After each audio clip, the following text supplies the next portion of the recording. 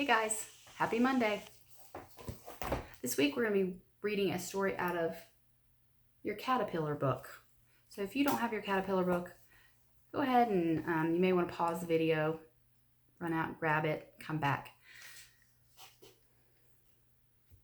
All right, so now we can get started. The story that we're going to be focused on this week is called That Toad Is Mine. And it's on page 17 in your book. So for this week, we're going to focus on one story, and each day I'll give you a little something to do that will be referring back to the story.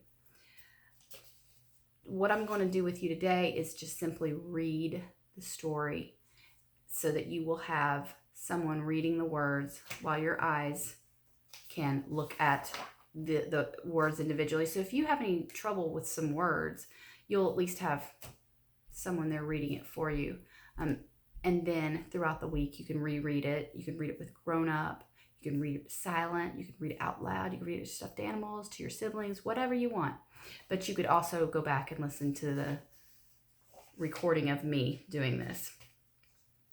All right, what I would like for you to do while I'm reading, since you have your storybook in front of you, I'm not going to try to turn the book towards you and everything. I'm just going to show you when I turn the page. And I just want you to keep track and keep your eyes on those words. That's going to be really important, okay? The more words you see, the better a reader you're going to be in the end. So, all right, let's go ahead and get started. This story is called That Toad Is Mine. It was written by Barbara Shook Hazen, and the pictures are by Jane Manning. So I'm turning it to page 18, and we're going to start there. John and I like to share our toys, our food, and what to wear. We share a book, we share a bike. We share a game that we both like. We share a drink of lemonade. We sit and sip it in the shade. A sip for me, a sip for John. We sip until our drink is gone. We share our crayons and our cars. We share a bag of candy bars. When one is left, what do? To share, we cut one in two. Then one day, beside the road, what else? I'm sorry, sometimes grown-ups make mistakes. I'm going to go back and reread that. I added a word that wasn't there, and so I need to go back and fix that and reread it. So I'm going to start back at the top of page 24. Then one day, beside the road, what do we see? A big fat toad. I look at John. John looks at me. How can we share the toad we see? So I want you to notice something. Up until now, the boys, you can turn back to page 23. Look at the boys' faces. How are they feeling right now? We can kind of infer that they're best friends or very good friends. We can tell by their smiles on their face how they're feeling. And so far, they've had a pretty good relationship with each other, like how they get along with each other. All right? Now we're going to keep reading. Page 25, they're still smiling. Page 26, we can't share a toad the same as books or candy or a game. I want that toad, John says. Me too. But we can't cut one toad in two. Check it out on page 27. Look at their faces. Look at the pictures. The pictures can tell us before anything else does. How are they feeling now? Are they happy? Are they confused? Are they mad? Are they sad? Well, they certainly don't have the same look that they had in the other pictures. Those little smiles aren't turned up. Their mouths are turned down.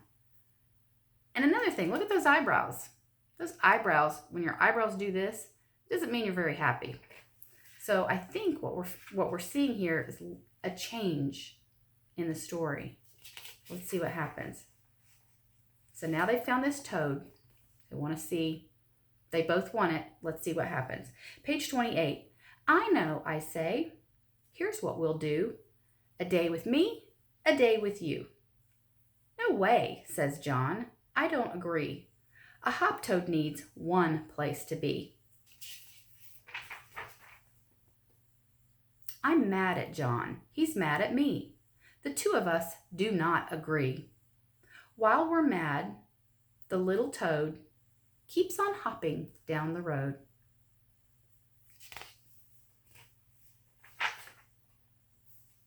All right, I'm on page 32 now. Your fault, John says. No way, I say. It's all your fault it hopped away. I'm so mad I kick a stone. I say to John, I'm going home. So look at the picture, page 33. He's mad. He's kicked his stone and he's going home. He's done. Page 34. John looks at me. He runs up quick. He gives that stone a good hard kick. My turn, I say. I run up quick. I give that stone a harder kick. All right, look at page 35. What can we tell by the picture is happening? Hint, look at their faces. Look at their faces. What kind of mood are they in now? How are they feeling about each other? Can we tell that just by the looks on their faces?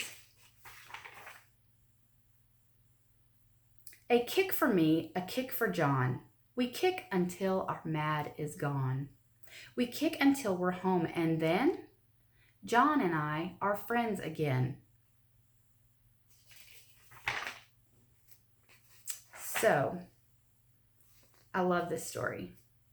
And I love the very end where it says, on page 36, I love where it says, a kick for me, a kick for John.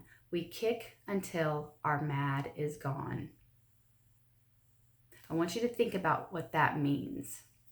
When you've been in a disagreement with somebody and you're arguing, and you can, a lot of times the way we deal with it, if you look back at page 29, we yell and argue.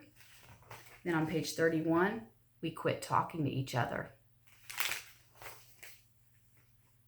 Page 33, he walks away. Doesn't want to be around his best friend. So they do something that sort of distracts them from what's going on. They start kicking the stone, sort of to get their anger out. And what happens during this is they sort of forget why they were mad at all. So I think that's very significant. And we're going to talk more about that later on in the week with some activities that we do. But I want you to think about the overall main idea of this story. Like if you had to summarize the story, what's the story about? I want you to think about this and maybe discuss it with your grown-up, if you have a grown-up there that's reading this with you.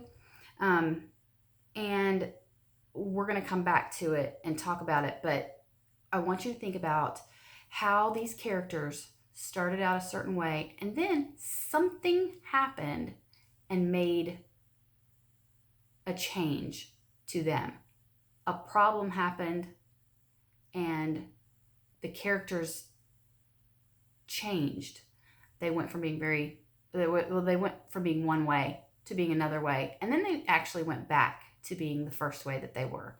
So I want you to think about those changes that those characters made, because that has a lot to do with how we describe and summarize our stories. Our stories are about the people or the characters in them. And so when they go through changes, that gives us a big hint of what our story is about. So today, I want you to just read that. Think about those summaries. I'm going to attach a little graphic organizer about the summary, and you can fill that in. You can print it. You can write it. If you want to take a picture and send it back to me on Dojo, that would be great. Or if you want to type it in, I'll have it on on a Google slide where you can actually edit it and type it in. I don't really know how everybody is with typing yet, but I'll give you those options. And this week, if you can't write these things down, starting off, especially today, you don't have to write any of these things down, but you can just use that as a guideline to sort of discuss it and think about the story. And then the important thing is to reread the story, think about it some more. And I'll have some little things that we'll do throughout the week, and talk about some different situations in the story. So I hope you all have a great day. I love you guys. I miss seeing you. And I want you to relax and try to enjoy a good story. And have a great week, guys. I can't wait to see you again.